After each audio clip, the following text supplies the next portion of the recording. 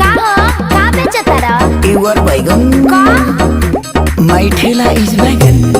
ए हो नया नया बन के आइला व्यापारी गावे हमरा बेचतारा तू तो तरकारी लेवे के बदलू अनंत जो तू ना मानबा।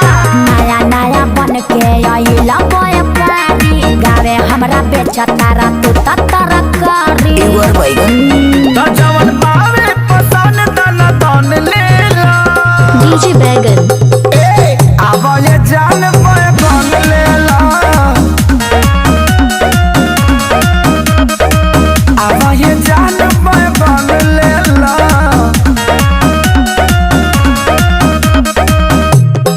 कैसे बा? लमका की गोल का